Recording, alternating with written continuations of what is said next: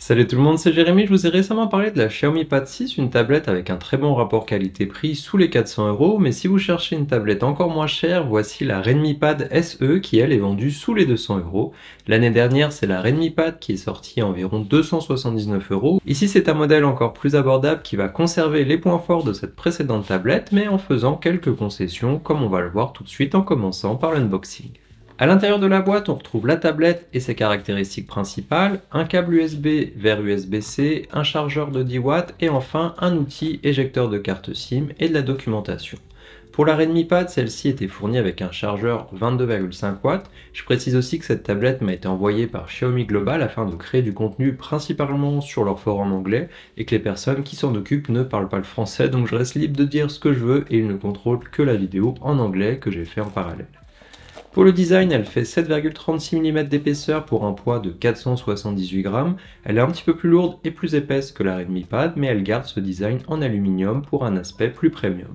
Elle est disponible en gris graphite, violet lavande et vert menthe, on dirait des parfums de glace. Sur le coin supérieur gauche, au format portrait, on retrouve le module photo avec son capteur de 8 mégapixels. Elle reprend donc le design de la série des Redmi Note 12.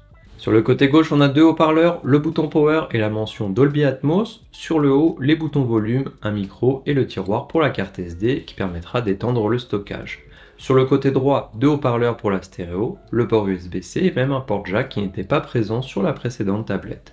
Elle ne dispose pas de connecteur pour un clavier ou d'emplacement pour y recharger un stylet, il faudra passer par un clavier Bluetooth si on en a besoin, et il faudra se contenter d'un simple stylet qui remplacera votre doigt mais qui ne permettra pas de dessiner par exemple.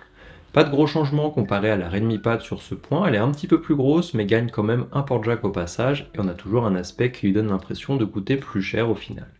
Pour l'écran, là on gagne même en taille car la Redmi Pad est à 10 pouces 61 quand la SE mesure 11 pouces. C'est toujours un modèle LCD IPS mais maintenant avec une résolution de 1920 sur 1200, une densité de 207 ppi, une luminosité de 400 nits et un taux de rafraîchissement de 90 Hz au maximum et qui oscillera entre 30 et 90 Hz en fonction de l'utilisation.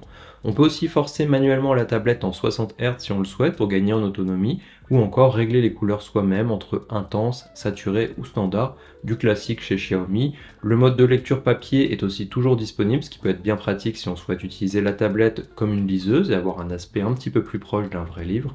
Sur cette partie écran, on gagne un petit peu en taille tout en perdant en résolution, mais le plus important pour moi, c'est qu'on garde ce taux de rafraîchissement de 90 Hz qui permet d'avoir un sentiment de fluidité supplémentaire à l'utilisation.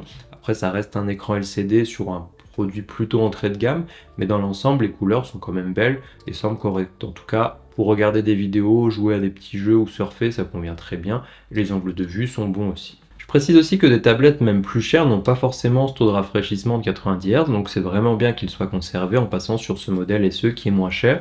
Et elle dispose aussi des certifications TUV Rainland pour la lumière bleue et le scintillement. Au-dessus de cet écran, on retrouve toujours le capteur selfie dans la partie haute une fois tenu au format paysage, c'est pratique pour les appels vidéo. Les bords autour de l'écran sont à peu près égaux et semblent équivalents à ce qu'on avait sur le modèle standard. Pour la partie puissance, on va avoir du changement. La Redmi Pad est équipée du Mediatek Helio G99 quand la SE utilise le Snapdragon 680 avec 4, 6 ou 8 Go de RAM en fonction des pays et avec 128 Go de stockage dans les trois configurations. Il s'agit de LPDDR4X et de MMC 5.1. Elle a aussi du Bluetooth 5, du Wi-Fi 5 et elle arrive avec Android 13 et MIUI 14. Ici c'est différent car on a un processeur moins puissant mais d'un autre côté on a directement 128 Go de stockage quand la version de base de la Redmi Pad avait elle 64 Go.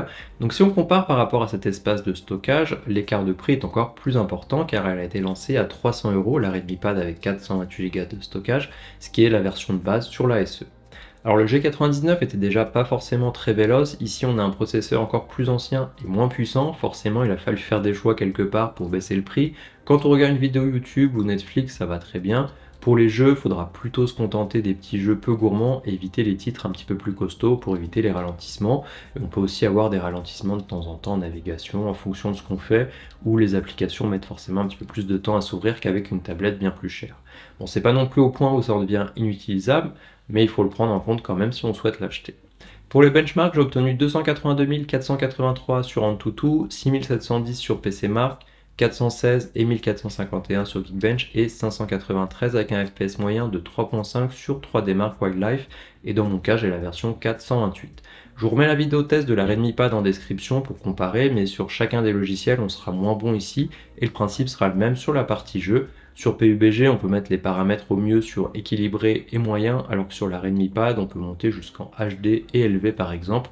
En acceptant d'avoir des paramètres moins élevés, ça permet de jouer et avoir de moins de ralentissement. Pour les DRM, on a bien du L1 pour le Widevine et on pourra avoir de la HD sur les différentes plateformes de streaming comme Netflix, Disney+, etc. Pour l'audio, comme vu sur le design, on a 4 haut-parleurs, 2 de chaque côté. Quand on la tient au format paysage, on a donc de la stéréo et leur positionnement fait qu'au pire, au format paysage, on ne les bloque pas tous. Ils supportent le Dolby Atmos et le Hi-Res Audio. La qualité est bonne comparée à la gamme de prix de la tablette et le son est assez fort. Je vous mets un exemple tout de suite. Et comme on l'a dit avant, on a aussi un port jack pour ceux qui préfèrent le filaire.